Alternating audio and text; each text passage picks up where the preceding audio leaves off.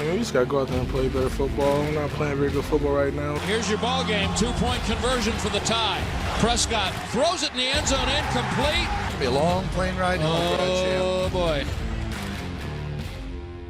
Welcome back to First Take. We're coming to you live from above the Heineken River deck here at Pier 17. Big D took a big L in the Meadowlands yesterday. It was a happy early birthday to Stephen A. there. Dak Prescott failed on a late 2-point conversion that would have tied the game, giving the Jets their first win of the season and Dallas their third straight loss. It's been a tale of two different Daks this season. Prescott had 9 touchdowns and only 2 picks in the Cowboys' 3-game winning streak to start the season, but only 2 touchdowns and 4 picks during this current 3-game slide. It's important to note that despite the losing streak, Dak still leads the NFL in QBR. You hear me? Leads the NFL in QBR at 81.2. What's going on, Ryan? Hey, Molly, how you doing? Good. Stephen A., we will start with you. We know Dak's looking for this big contract. Is he costing himself money right now? I think so, and I think that Jerry Jones is looking smarter and smarter. I don't think it's deserved. I think that Dak Prescott deserves his money. Please don't get me wrong. You're playing the quarterback position. You're a starting quarterback.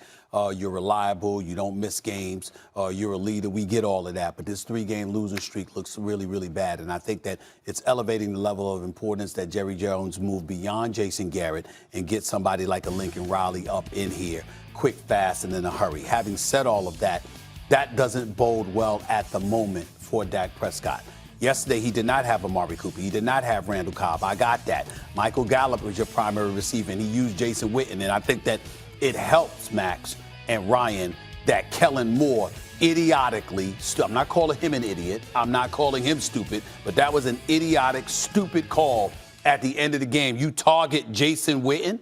That's your target, for crying out loud? I mean, really? Ryan Clark, you know what? Why don't you just retire from ESPN, go back to the NFL, and don't play defense, play offense? I mean, that's how simple that damn play was. I mean, why would you call him? Jason Witten, love him, appreciate the work he did when he was here, actually root for him. He's a really nice guy.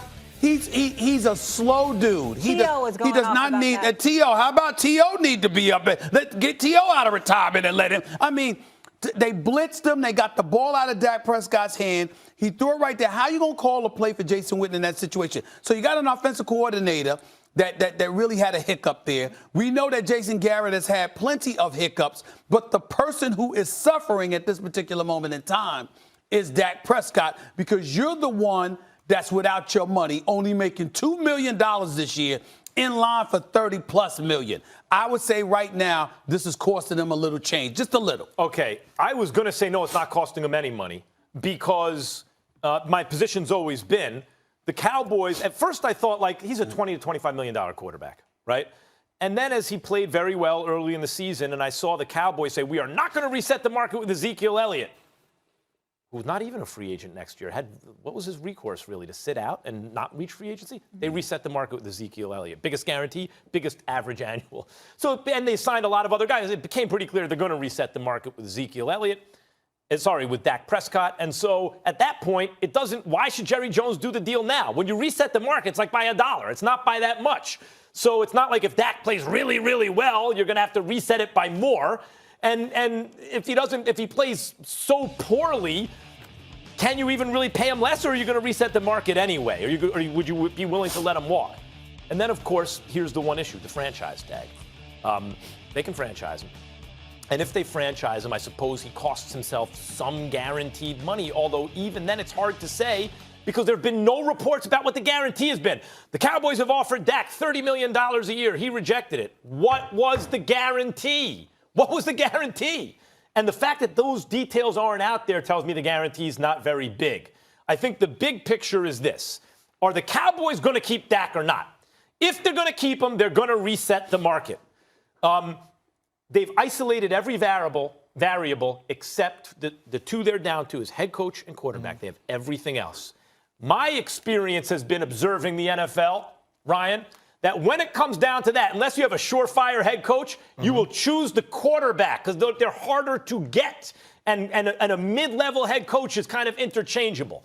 So I think right now Dak will likely get paid the same, and Jason Garrett's on the hot seat. Well, when you look at this team, and Stephen A., I disagree with you in saying that Jerry Jones looks good. He looks bad to me. You give Ezekiel Elliott $90 million, over 50 guaranteed. You have to reap some benefits from that. And when you go into an 0-4 team and he gets 28 carries, he has to do better than the 105 yards he was able to muster. I understand that. Right. And on the other side of that, if it's 3rd and 1 in the red zone, you have to be able to get that. And on 4th down, you can't have Kellen Moore feel like he has to run Dak Prescott in order to pick that up. And so when you look at this team, it's hurting in a lot of places other than Dak Prescott. Now let's get to the question. Has he cost himself any money? I don't believe he has, because I believe the floor of that contract was always going to be what it was, as in they're not going to go lower on Dak because they aren't winning games or because he's not proving himself a top-tier quarterback. I think what Dak wanted to do with this season was prove that he needed above and beyond what the market is set at, that he needed much more than $110 million guaranteed that Jared Goff got. And so in that sense, I don't think he's proving his point. But I believe that Jerry Jones was always going to set the market with Dak Prescott. And with, like Max says, you set it by $1. You don't necessarily have to give him $125 million guaranteed, but you have to give him more than Carson Wentz. You have to give him more than Jared Goff. On the other side of that, Jerry Jones should be thanking Carson Wentz, because I heard the conversation that you guys have, and I totally disagree with Max. I watched the game, and I see Carson Wentz as a special player. I see him playing on a very bad team with wide receivers who haven't helped him. And so by him doing a deal where he only got $107 million, that really helps the Dallas Cowboys, because Dak right now isn't playing in that type of air. He isn't willing his team to even compete in the way that Carson Wentz is, with a roster that isn't close to being as good as the Dallas Cowboys. And so when you look at this team, I think now we can stop all this. Kellen Moore is the next up noise. We can also stop this, that Jason Garrett is for sure going to be on this team, because I think if this team continues to lose, Dak Prescott gets his money, and then they throw as much as they can at a Lincoln Riley or some offensive type that they feel that they can get the best out of this offensive lineup that they've assembled. Ryan, and I agree with you, Ryan, but the one other thing I wanted to add is this. Now, obviously, we've raved about the Dallas Cowboys defense throughout the months, okay? And we get that. It wasn't like some porous performance. I mean, what was it, Awuzie? Got taken to school by Awuzie, right? Got taken to school by Robbie Anderson yesterday on that 92-yard touchdown pass. We get all of that. I will say this, because you know how big of a fan I am of Jalen Smith and Leighton Vander Esch, and we know what those boys can do, particularly when Sean Lee's on the field with you as well. Healthy, that makes them very formidable. We haven't heard that much about Dallas's vaunted defense, vaunted linebacker core. Now, I'm not trying to imply they're doing a poor job or anything like that, but they were difference makers last year. Yeah. There was a elevated level of intimidation. They walked into a stadium, man, and you saw this defense, and you saw these guys go after it.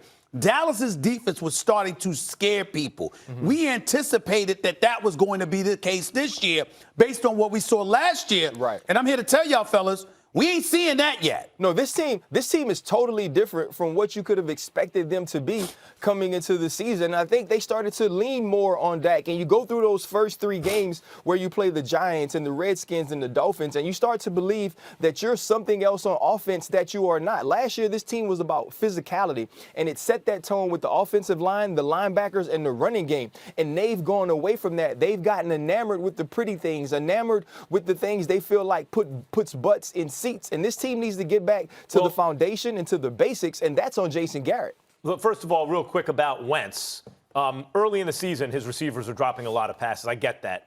That's not what I've seen the last couple of weeks. I have not seen a good quarterback the last couple of weeks. He's acting as though the personnel that he has is not the personnel that he has, and they're quarterbacks who can take what the defense gives them and do a better job than Wentz has done recently. But Wentz is a guy who, when they gave him the money, you're like, look, we see the heights he's capable of.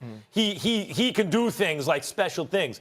The question with Dak has always been, because he wants to get paid the highest amount out of anybody, right? He wants to reset the market. The question with Dak has always been, look, he's a game manager plus maybe. Can he be more than that? And I always bring up Tom Brady and Russell Wilson, who began their careers as good game managers. That's not a dirty word, by the way. It's a really good player. Good game managers who, because they won a lot, maybe were a little overrated, but then actually fulfilled like what people were saying about them and actually became team-carrying offensive superstars. So the question with Dak is, who's big and strong and fast and has an arm and all those things. The question with Dak is, look, he's a game manager. Eventually, can he be that guy who turns into a team carrier? Maybe. Usually guys get paid on maybe, guys. But the question this year was, is it already happening? Because we saw early on, maybe it's happening before our very eyes. And what it turns out, and the reason the loss to the Jets is so bad is that's not a good team, even with Darnold back. The reason the loss to the Jets is so bad is they were doing that to bad teams.